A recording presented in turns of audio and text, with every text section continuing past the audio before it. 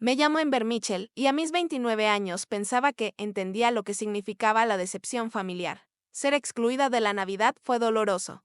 Pero nunca esperaba lo que vino después. Cuando abrí ese sobre que contenía una factura de $52,000 por el auto nuevo de mi hermana Jessica. Algo dentro de mí finalmente se rompió. 10 años de manipulación financiera y chantaje emocional culminaron en ese momento. Esta vez se pasaron de la raya. Así que hice una llamada que cambió todo. Si estás viendo esto desde una reunión familiar, valora esas conexiones genuinas. Dale me gusta y suscríbete, mientras te cuento cómo finalmente me defendí y descubrí lo que significa la verdadera familia. Crecí en el condado de Westchester, Nueva York. En una casa colonial de 5 habitaciones con césped impecable y un garaje para 3 autos. Desde afuera, la familia Mitchell parecía perfecta. Mi padre, Richard, era un exitoso banquero de inversiones y mi madre, Diana, mantenía su estatus como figura fija en los círculos benéficos locales. En el papel, lo teníamos todo. En realidad, nuestro hogar era un páramo emocional donde el amor era condicional y venía con recibos. Desde el momento en que nació mi hermana Jessica, cuando yo tenía 4 años. La dinámica cambió. Ella era la hija adorada, hermosa y carismática de una manera que yo nunca podría igualar. Mientras yo era estudiosa y responsable, Jessica era vibrante y espontánea. Mis padres adoraban esas cualidades en ella, pero las encontraban irritantes en mí. Cuando Jessica hacía berrinches, ella era apasionada. Cuando yo expresaba mis necesidades, era difícil. Este patrón continuó durante toda nuestra infancia. Jessica recibía clases de equitación cuando quería, yo tenía que mantener un promedio de sobresaliente para justificar mi modesta solicitud de clases de piano. Para su cumpleaños número 16. Jessica recibió un Audi nuevo, para el mío, un Honda usado y una lección sobre cómo apreciar la practicidad. A pesar de eso, trabajé duro. Me gradué en la cima de mi clase. Obtuve una beca para Cornell y estudié doble carrera en economía y negocios. Mientras Jessica abandonaba 3 universidades diferentes, yo conseguía pasantías y construía mi currículum. A los 24 años, tenía un puesto como analista financiera junior en una firma prestigiosa en Manhattan.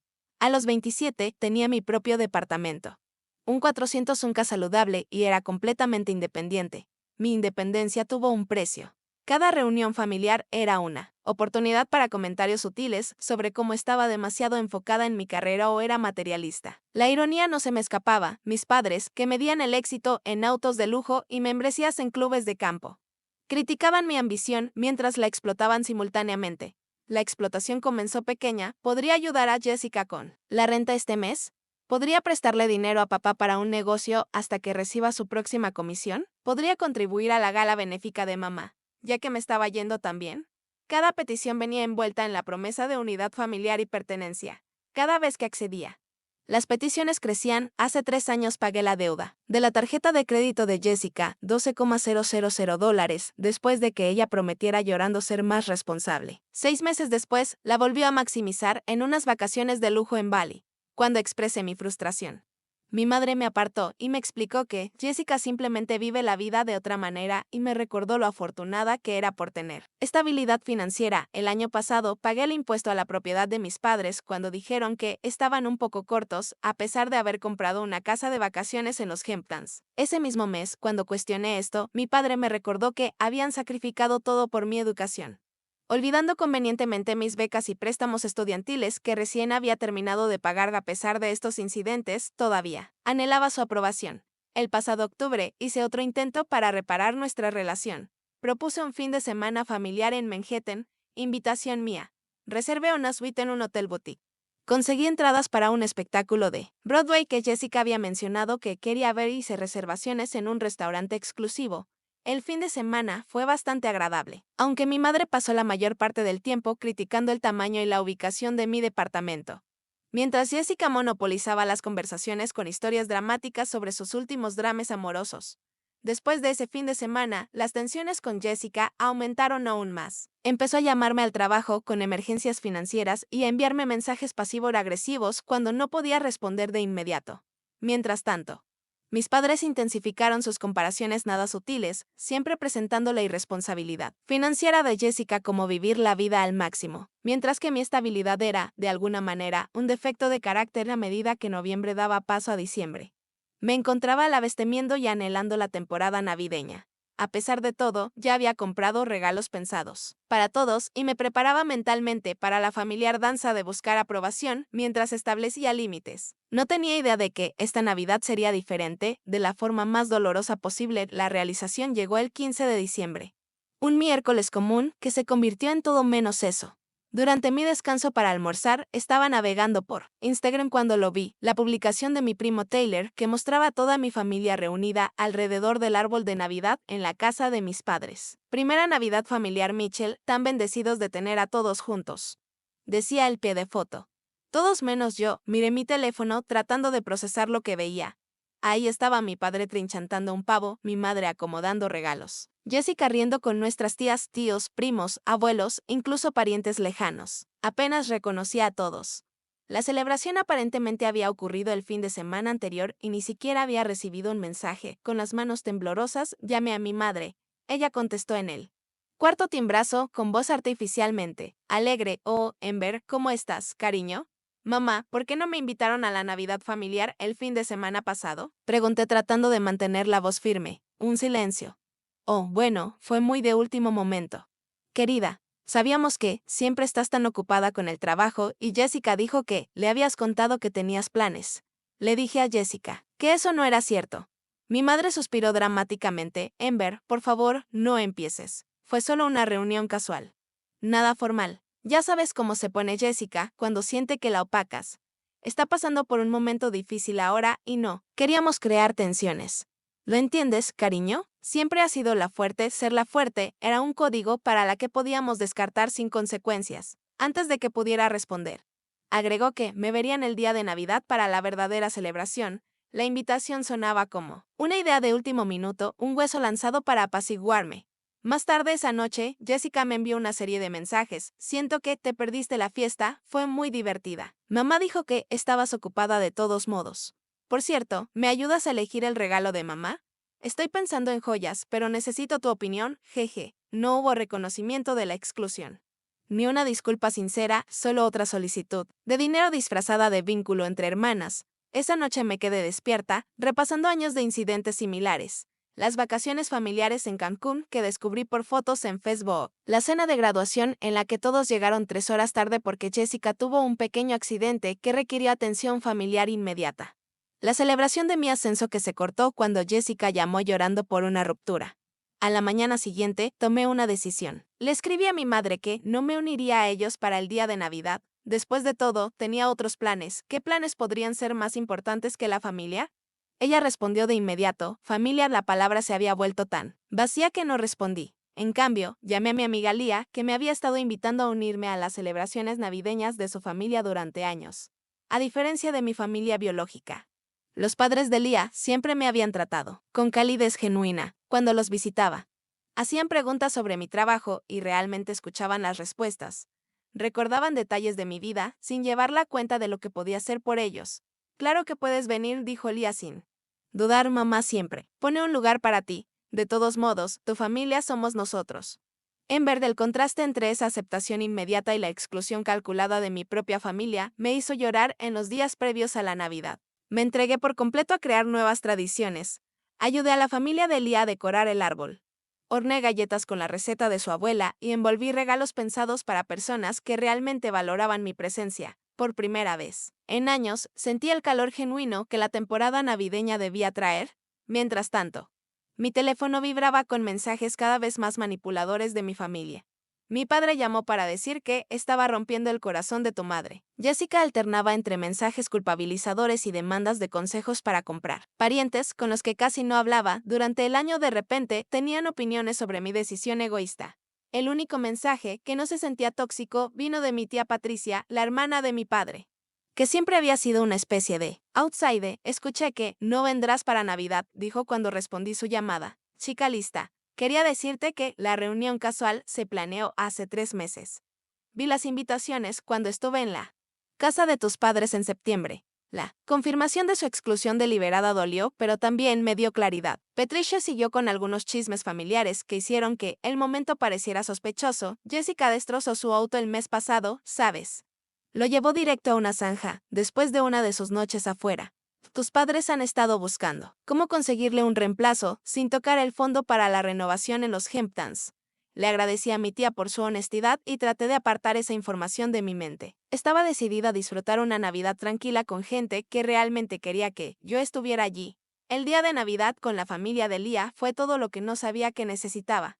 Comimos demasiado, jugamos juegos de mesa y compartimos historias sin agendas ni manipulaciones. Nadie llevaba la cuenta de quién dio que ni comentaba sobre mis elecciones profesionales. Cuando el padre de Lía brindó por la familia, tanto la de sangre como la elegida, sentí un sentido de pertenencia que no experimentaba desde hace años. Esa noche regresé a mi departamento con pastel sobrante, abrazos genuinos y una invitación para la celebración de Año Nuevo. Por primera vez, no sentí la necesidad de revisar el teléfono en busca de mensajes de mi familia biológica. Empezaba a entender que la familia debe sumar a tu vida, no agotarla. Poco sabía que mi camino hacia esta realización estaba a punto de acelerarse dramáticamente. Enero llegó con el típico ambiente sombrío de Nueva York después de las fiestas. Cielos grises, nieve sucia y la resaca colectiva de volver a la rutina. Me lancé de nuevo al trabajo, encontrando consuelo en hojas de cálculo y proyecciones que se comportaban según reglas lógicas, a diferencia de las dinámicas familiares 3 semanas después de Navidad. Empezaba a sentirme yo misma otra vez. El dolor de la exclusión se había atenuado a un leve malestar y me concentraba en mis propósitos de año nuevo. Establecer mejores límites. Priorizar relaciones genuinas y finalmente tomar ese curso de certificación financiera que había estado posponiendo. Entonces llegó el sobre. Era un jueves por la noche cuando recogí mi correo. Entre las facturas y folletos habituales había un grueso sobre Manila con la dirección de retorno de mis padres, sin nota alguna. Solo mi nombre y dirección, escritos con la elegante caligrafía de mi madre curiosa. Lo abrí mientras subía en el ascensor hacia mi departamento. Dentro había un montón de papeles. La primera página era una factura por $52,000 de Lightshade Motors de Westchester, la compradora Jessica Mitchell. La cofirmante Ember Mitchell. Casi dejó caer los papeles del susto. Debajo de la factura había documentos del préstamo para un Mercedes G-Coupe nuevo con pagos mensuales de $1,138 durante 60 meses. Mi firma aparecía en la línea de cofirmante, una firma que nunca había dado, con las manos temblorosas. Forcejé con las llaves y apenas llegué a mi departamento antes de desplomarme en el sofá. Rebusqué entre los papeles restantes, documentos de seguro, información de garantía extendida y una nota manuscrita de Jessica: gracias por ayudar con el auto nuevo. El viejo quedó destruido y necesitaba un transporte confiable. Mamá y papá dijeron que lo entenderías, ya que te está yendo tan bien. Detalles del pago adjuntos: el primero vence el 1 de febrero. Te quiero, hermana. Soxo. El descaro casual de la nota me revolvió el estómago. Llamé de inmediato a mis padres. Con el corazón latiendo con fuerza en el pecho, mi padre contestó en el segundo timbrazo. Ember, ¿recibiste los papeles que enviamos? Papá, ¿qué es esto? Nunca acepté ser cofirmante del auto de Jessica. Esa no es mi firma. No seas dramática. Ember dijo con ese tono condescendiente, que había perfeccionado con los años. Sabíamos que querrías ayudar a tu hermana. Ella pasó por un trauma con el accidente. El accidente fue culpa de ella, porque conducía ebria, repuse. Recordando lo que me había contado la tía. Patricia, eso no viene al caso. Necesita un auto para su nuevo trabajo. ¿Qué nuevo trabajo? Que yo sepa, Jessica no ha tenido un empleo estable en años. Tiene una entrevista la próxima semana, admitió. Pero necesita causar buena impresión y el Mercedes la ayudará. Con eso, la absurdidad de la afirmación habría sido cómica si no fuera tan irritante. Papá, alguien falsificó mi firma, eso es fraude. Nunca estuve de acuerdo con esto, tu madre firmó por ti, dijo con desdén. Sabíamos que serías difícil. Pero la familia se ayuda. Ganas más que suficiente para cubrir los pagos. Quedé sin palabras. La admisión casual del fraude. La suposición de que mis ingresos eran suyos para disponer, el completo desprecio por mi autonomía. Todo era asombroso en su audacia. Esto es ilegal, logré decir finalmente. No voy a pagar el auto de Jessica. No seas egoísta, Ember. Después de todo lo que hemos hecho por ti, colgué. En minutos, mi teléfono explotó con mensajes de Jessica. Papá dijo que está siendo difícil con el auto. Necesito este auto, Ember, eres tan egoísta, ni siquiera conduces un Mercedes. ¿Por qué te importa? Si no me ayudas, me quedaré varada. Cada mensaje aumentaba mi incredulidad. Apagué el teléfono y serví una generosa copa de vino, tratando de procesar lo que acababa de pasar. A la mañana siguiente, llamé para reportar enfermedad por primera vez en 3 años. Necesitaba entender exactamente con qué estaba lidiando. Una rápida búsqueda en línea confirmó mis sospechas si mi nombre había sido agregado fraudulentamente como cofirmante. Podría ser responsable del préstamo a menos que denunciara el fraude. Con creciente inquietud, entré a mis cuentas bancarias para asegurarme de que no hubiera transacciones no autorizadas. Lo que encontré me heló la sangre: alguien había intentado acceder a mi cuenta principal de ahorros el día anterior. La cuenta, donde guardaba mi fondo de emergencia y el dinero para el pago inicial de una futura casa. Por suerte, el intento activó una alerta de seguridad debido a la actividad inusual y el banco había congelado la cuenta a la espera de mi verificación. Cuando llamé al banco, confirmaron que el intento había provenido de un dispositivo reconocido, mi vieja laptop, que había regalado a mis padres el año pasado cuando actualicé mi equipo. La sensación de violación fue abrumadora. Mientras procesaba el fraude del préstamo del auto, ellos en realidad habían intentado acceder directamente a mis ahorros. Esto no era solo derecho adquirido. Era robo calculado. Esa tarde recibí un correo electrónico de mi madre, Kember. Tu padre está muy decepcionado con tu reacción. Jessica está destrozada porque la abandonaste en su momento de necesidad, como tu madre. Debo decir que te crié mejor que esto. La familia se mantiene unida. El auto ya fue comprado y a Jessica le encanta. No arruines esto para ella. Ella planea publicar sobre ello en Instagram este fin de semana y quiere agradecerte públicamente por tu generosidad. No la avergüences creando drama. El correo capturó perfectamente la dinámica familiar. Mis sentimientos eran irrelevantes. Los deseos de Jessica eran primordiales y mi único valor era lo que podía aportar. La mención de las redes sociales fue especialmente reveladora. Las apariencias importaban más que la ética o la legalidad. Al final del día, mi shock se transformó en otra cosa: determinación. Por primera vez vi el comportamiento de mi familia con total claridad. Esto no era amor, ni siquiera era familia, era explotación. Y ya había durado demasiado. Pedí cita con un abogado para el día siguiente y luego llamé a la tía Patricia. No me sorprende, suspiró, después de que te expliqué la situación. Hicieron algo parecido con tu primo Ryan hace unos años con una compra de tiempo compartido. Él terminó pagando en vez de pelearlo. Están contando con que tú hagas lo mismo. Esta vez no. Dije, sorprendiéndome a mí misma con la firmeza en mi voz: no más. La oficina del abogado estaba en una casa de piedra reformada en Midtown, con interiores cálidos de madera que contrastaban con el frío de enero afuera. Natalie Hoffman, la abogada que Leah me había recomendado, revisó los documentos con ojo experto, su expresión cada vez más preocupada. Esto es fraude típico, dijo finalmente. Quitándose las gafas de lectura, tu madre falsificó tu firma en un documento financiero legalmente vinculante. El hecho de que sea tu madre no lo hace menos criminal. ¿Cuáles son mis opciones?, pregunté, aferrándome a la taza de café para calentarme. Tienes varias, ninguna agradable, respondió con sinceridad. Puedes denunciar el fraude a la policía, lo que probablemente resultaría en cargos penales contra tu madre. Puedes reportarlo al banco y al concesionario como fraude sin presentar cargos, aunque ellos podrían tomar acciones por su cuenta. O puedes pagar un auto que nunca aceptaste comprar.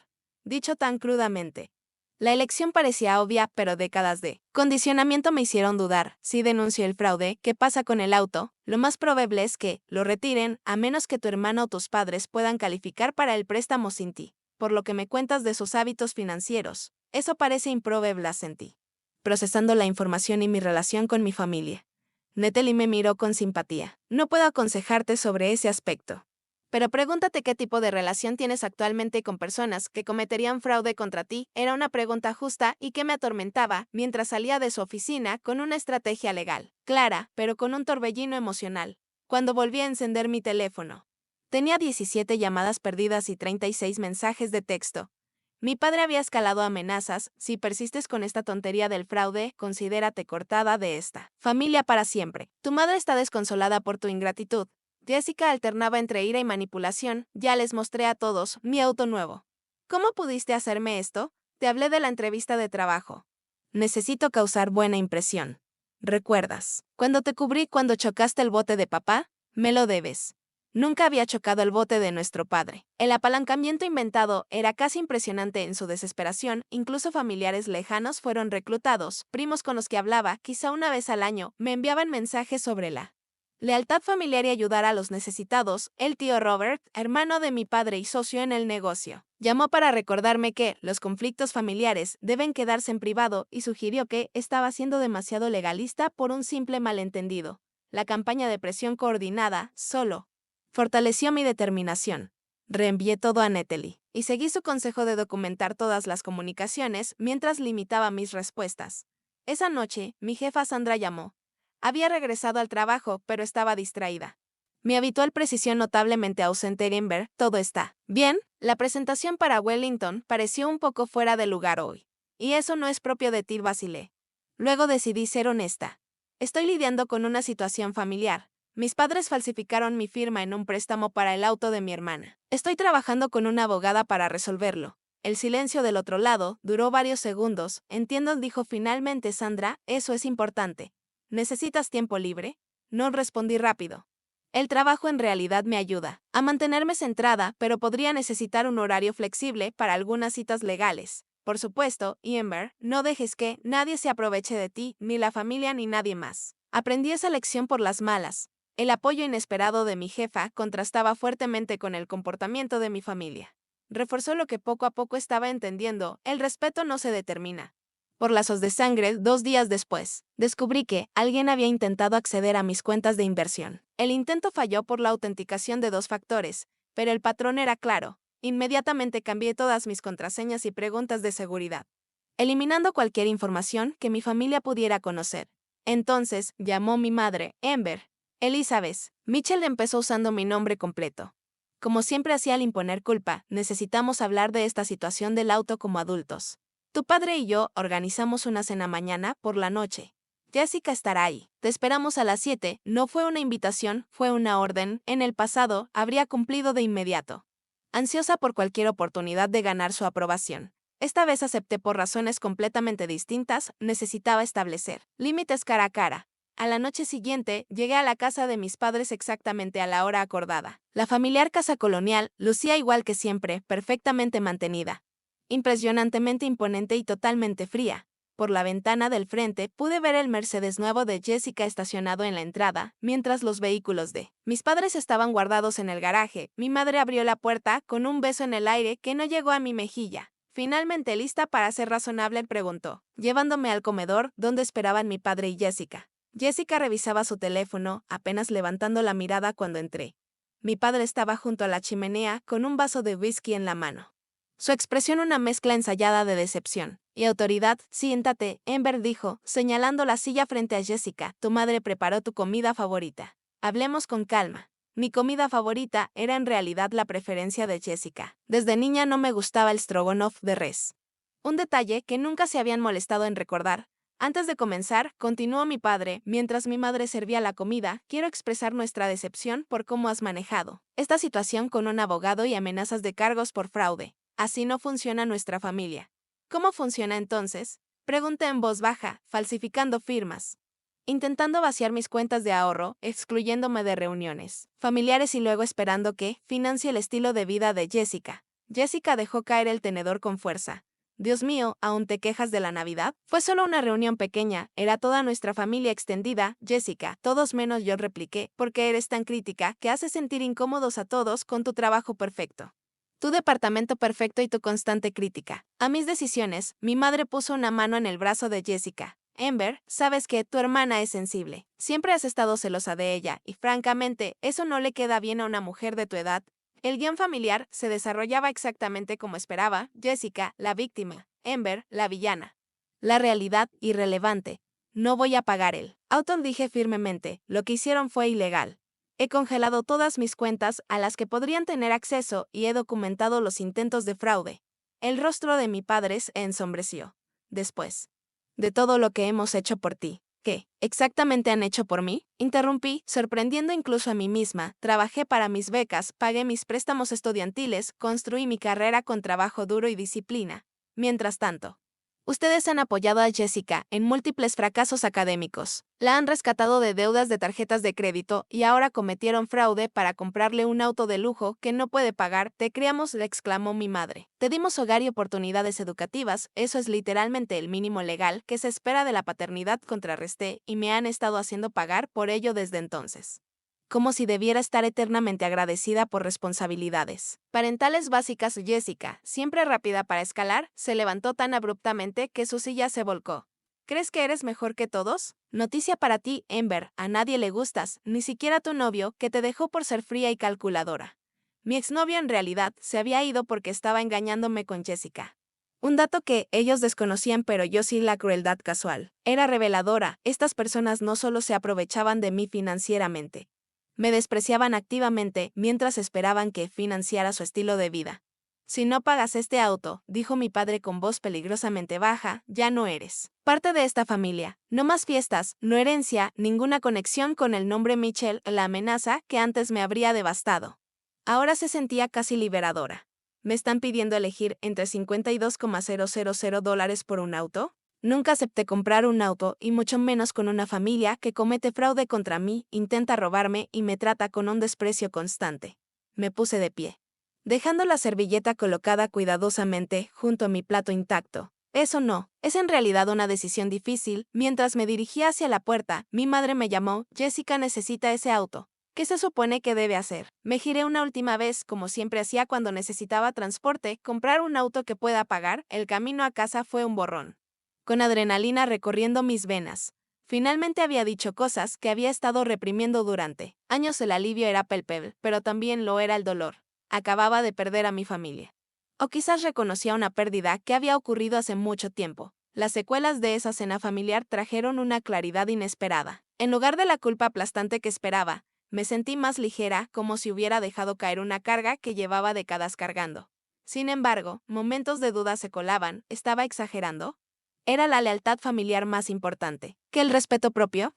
Había dañado irreparablemente relaciones que deberían conservarse a toda costa. Estas preguntas me siguieron en noches sin dormir y días de trabajo distraída. Empecé a ver a una terapeuta, la doctora Laura Chin, especializada en traumas familiares. Durante nuestra segunda sesión, me hizo una pregunta que me detuvo en seco. Ember, si una amiga te contara la historia de su familia, ¿qué le aconsejarías hacer? La respuesta vino de inmediato. Le diría que corra y no mire atrás, porque es diferente cuando es tu propia experiencia. No tenía una buena respuesta. Mientras tanto, mi familia intensificó su campaña. Jessica publicó fotos con el Mercedes en todas las redes sociales, etiquetándome con leyendas como mejor hermana del mundo, bendecida en apoyo familiar, y cuando tu hermana sabe que mereces lujo, almohadilla, amor fraternal. La narrativa pública deliberada dejaba claro que, si denunciaba el fraude, sería la villana que le quitó a Jessica su preciada posesión por despecho. El enfoque de mis padres fue más directo. Comenzaron a contactar a mis amigos y colegas, compartiendo versiones editadas de la situación que me pintaban como mentalmente inestable e ingrata. Varios compañeros de trabajo mencionaron haber recibido llamadas preocupadas de mi madre sobre mi estado emocional y confusión financiera. Mi padre incluso llamó a Sandra, mi jefa, expresando preocupación por mi capacidad para manejar fondos de clientes debido a mis problemas emocionales relacionados con obligaciones familiares. Afortunadamente, Sandra vio a través de la manipulación. Tu padre me llamó hoy, me dijo durante nuestra reunión semanal. Nunca había visto un control de daños tan evidente en mi vida. Y trabajo regularmente con firmas de relaciones públicas en crisis. La invasión a mi vida profesional cruzó otro límite. Esa noche me reuní con mi asesor financiero, Márquez, para asegurarme de que mis activos estuvieran completamente protegidos. Basado en lo que me has contado, te recomiendo un cortafuegos financiero completo. Lo asesoró. Nuevas cuentas en diferentes instituciones. Actualizar beneficiarios en todas las pólizas y una revisión exhaustiva de crédito para asegurarnos de que no haya otras sorpresas. La revisión de crédito reveló otro impacto, una solicitud de tarjeta de crédito de tienda a mi nombre en un minorista de muebles de lujo, fechada solo 2 días después de la compra del auto. La solicitud fue rechazada debido a la alerta de fraude que había puesto. Pero el intento en sí era revelador. No se trataba solo del auto de Jessica. Era el comienzo de lo que podría haber sido una explotación financiera sistemática. Mientras enero se convertía en febrero, la campaña en redes sociales de Jessica tomó un giro más oscuro. Comenzó a publicar sobre familiares tóxicos que fingen apoyarte y a reconocer narcisistas en tu vida. La proyección era casi impresionante. Una publicación en particular destacó una selfie frente al Mercedes con la leyenda: algunas personas prefieren destruir lo que amas antes que verte feliz. Mantente fuerte contra los que odian, incluso si son familia. La sección de comentarios se llenó de mensajes de apoyo de parientes y amigos que no tenían idea de la verdad. El primo Taylor, quien había publicado las fotos de la reunión de Navidad, comentó: la sangre no siempre significa amor. Crear límites es autocuidado. La ironía es dolorosa. Esa noche recibí el mensaje que finalmente me hizo perder el control. Jessica, aparentemente ebria por los errores tipográficos y la hora del mensaje, escribió, crees que eres mucho mejor que todos. Pero solo eres una perra solitaria, sin nadie que te quiera. Mamá y papá solo te aguantan por tu dinero. Todos nos reímos de ti a tus espaldas. Disfruta tu departamento vacío mientras yo disfruto mi auto. Miré el mensaje durante mucho tiempo, una extraña calma se apoderó de mí. La crudeza honesta de su mensaje borracho confirmó lo que ya sospechaba, mi familia no me amaba, solo me toleraban por lo que podía aportar. Esa realización debería haberme devastado. Pero en cambio se sintió como un permiso para finalmente dejarlo ir. A la mañana siguiente, con total claridad y sin titubeos, llamé a Natalie Hoffman. Estoy lista para proceder con la denuncia del fraude, le dije, todo. ¿Estás segura? Una vez que iniciemos este proceso, será difícil. Dar marcha atrás estoy segura. No me han dejado otra opción. Después llamé al banco que financió el Mercedes de Jessica. Mi nombre es Ember Mitchell, dije, al llegar al departamento de fraude, necesito reportar una firma falsificada en un préstamo automotriz. La representante hizo varias preguntas de verificación y luego me transfirieron a un gerente llamado Robert. Su voz era amable pero profesional. Mientras me guiaba en el proceso, expliqué la situación, proporcionando fechas, documentación e información de contacto de Natalie. Entiendo que esto debe ser difícil, señorita Mitchell, dijo Robert. El fraude familiar es, lamentablemente, común, pero denunciarlo requiere valentía. ¿Qué sigue ahora? Pregunté. Realizaremos una investigación que normalmente toma de 5 a 7 días hábiles. Si confirmamos el fraude, como parece probable por lo que ha compartido, el préstamo será retirado de su nombre y reporte crediticio. El prestamista tomará entonces las acciones apropiadas respecto al vehículo. Quiere decir recuperación del auto, lo más probable, sí, a menos que la otra parte pueda calificar para el préstamo de forma independiente. Sabía que Jessica no podía. Su crédito estaba destruido por años de pagos incumplidos y tarjetas al máximo. Mis padres probablemente podían cubrir los pagos, pero sería improbable que asumieran la deuda ellos mismos, pues eso derrotaría su propósito de ponerlo a mi nombre. Entiendo, dije, por favor. Procedan. Después de colgar, me senté en mi apartamento silencioso, sintiendo el peso de mi decisión. Acababa de iniciar un proceso que probablemente resultaría en que mi hermana perdiera el auto y posiblemente llevara cargos penales contra mi madre por fraude. La familia que conocía estaba irreparablemente rota, pero junto con el dolor llegó algo inesperado, orgullo. Por primera vez en mi vida, me había defendido contra quienes me explotaban desde hacía años. El costo era alto. Pero la alternativa, seguir siendo su rehén financiero y emocional, ya no era aceptable. Tomé mi teléfono y le envié un mensaje a Lia, lo hice. Denuncié el fraude. Su respuesta fue inmediata. Estoy tan orgullosa de ti. ¿Quieres venir a cenar? Papá está preparando su famosa lasaña, sonreí entre lágrimas. La familia, la verdadera familia. Aún era posible, solo que no con quienes compartían mi ADN. El banco actuó más rápido de lo esperado. Apenas 3 días después de mi denuncia, recibí una llamada de Robert del departamento de fraude. Señorita Mitchell, nuestra investigación confirma que su firma fue falsificada. En los documentos del préstamo, hemos retirado el préstamo de su reporte crediticio y de su responsabilidad financiera. Procederemos con la recuperación del vehículo. ¿Cuándo ocurrirá eso? Pregunté, con el estómago apretándose a pesar de la certeza de que estaba haciendo lo correcto. Ya asignaron al agente de recuperación. Podría ser hoy o mañana. No damos horarios específicos por razones obvias. Le agradecí y colgué, preparándome para las consecuencias. Llegaron incluso antes de lo que esperaba. Menos de 2 horas después. Mi teléfono explotó con notificaciones. Jessica llamaba repetidamente, dejando mensajes de voz cada vez más histéricos. Entre los textos decía, me quitaron el auto, ¿cómo pudiste hacerme esto? Estoy varada en el centro comercial, arruinaste mi vida. No respondí. En cambio, bloqueé su número. Debí haberlo hecho semanas atrás. Mis padres fueron los siguientes. La voz de mi padre, normalmente tan controlada, temblaba de rabia en su mensaje, lo que has hecho es imperdonable. Tu madre está llorando, Jessica está devastada. Nunca pensé que mi propia hija pudiera ser tan vengativa y cruel. No te molestes en llamar de vuelta, ya no eres bienvenida en esta casa. También bloqueé esos números y luego, metódicamente, fui bloqueando a cada miembro de la familia que pudiera servirles de intermediario. Se sentía como amputar extremidades. Pero también como extirpar un cáncer. Las redes sociales se convirtieron en un campo de batalla. Jessica publicó un video llorando por el robo de su auto debido a una traición familiar, construyendo cuidadosamente una narrativa que la pintaba como víctima sin mencionar el fraude. Parientes y amigos familiares comentaban con indignación y apoyo. Condenando al villano anónimo que había lastimado a la dulce Jessica, desactivé todas mis cuentas sociales. El tribunal de la opinión pública no importaba, la verdad sí. Al día siguiente llegó el golpe definitivo, mi madre había sido contactada por el departamento de fraude del banco, frente a la evidencia de la falsificación y la posibilidad de cargos criminales.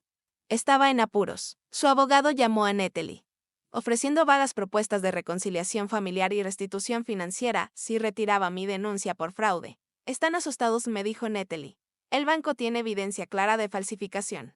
¿Qué? Es un delito grave. Esperan que te retractes para proteger a tu madre de cargos penales. ¿Qué aconsejas? Depende de lo que quieran, respondí. Si tu objetivo es justicia, continuamos. Si tu objetivo es la separación con el mínimo conflicto, podríamos negociar un acuerdo que incluya una admisión formal de culpa, compensación financiera, por tus gastos legales y acuerdos legales vinculantes para que nunca intenten acceder a tus finanzas de nuevo. Elegí lo último. No quería que mi madre fuera a la cárcel, no por amor, sino porque el drama familiar nunca acabaría si se convertía en mártir para Jessica. Quería un cierre limpio, no una saga interminable. Las negociaciones duraron 2 semanas. Mis padres, enfrentados a la realidad de cargos penales, aceptaron mis términos con sorprendente rapidez, pagarían todos mis gastos legales, firmarían declaraciones notariales admitiendo el fraude y aceptarían órdenes de alejamiento legalmente vinculantes. A cambio, yo no presentaría cargos penales. Durante todo el proceso, recibí apoyo inesperado de lugares que no esperaba. Mi tía Patricia llamó para decirme que estaba orgullosa de mí, alguien tenía que plantarles cara. Han estado haciendo estas jugadas durante años y todos tenían demasiado miedo de ser excluidos para decir algo aún más sorprendente. Mi primo Ryan se contactó conmigo, supe lo del auto. Solo quería que supieras que pasé por algo similar con ellos hace 3 años. Ojalá hubiera tenido tu valentía. La familia, que pensaba que se uniría contra mí, estaba mostrando grietas que nunca había notado. Otras víctimas de la manipulación de mis padres, que sufrían en silencio. El día que se finalizó el acuerdo, recibí un mensaje de un número desconocido. Era Jessica usando el teléfono de una amiga para saltarse mi bloqueo. Crees que ganaste, pero perdiste todo. Disfruta tu dinero y tu vida vacía. Todos estamos mejor sin ti. Sus palabras querían herirme, pero llegaron diferente a como ella esperaba. Sí, había perdido a mi familia biológica, pero que habían aportado realmente a mi vida más allá del estrés, manipulación y explotación. El vacío que sentía no era por su ausencia, sino por darme cuenta de que nunca habían estado realmente presentes como familiares amorosos desde un principio. Esa noche cené con Leah y sus padres. Se habían convertido en mi sistema de apoyo durante toda la pesadilla, ofreciéndome ayuda práctica y estabilidad emocional sin juicio. Por Enver brindó el padre de Leah, levantando su copa. Por tener el valor de elegir el respeto propio sobre la complacencia que no todos tienen. Mientras compartíamos una comida llena de conversación genuina y risas, comprendí que no estaba llorando la pérdida de una familia, sino la ilusión de haberla tenido alguna vez, y celebrando el descubrimiento de que la familia puede encontrarse en otro lugar. Pasaron 6 meses, trayendo el calor del verano a Nueva York y una paz inesperada a mi vida. La batalla legal con mi familia había concluido, el acuerdo se hizo cumplir y las órdenes de no contacto se mantuvieron. Mi madre había evitado cargos penales. Jessica finalmente consiguió financiamiento para un vehículo mucho más modesto a través de mis padres, y yo había comenzado el proceso de sanar décadas de manipulación emocional. La transición no fue fácil. Hubo noches en las que me despertaba en pánico, convencida de que había cometido un terrible error. Las fiestas y cumpleaños traían emociones complicadas. El Día de la Madre fue especialmente difícil. Me encontraba en el pasillo de tarjetas de la farmacia, mirando mensajes que celebraban a las madres amorosas, sintiéndome como una alienígena observando una costumbre de otro planeta, pero hubo beneficios sorprendentes al cortar lazos tóxicos.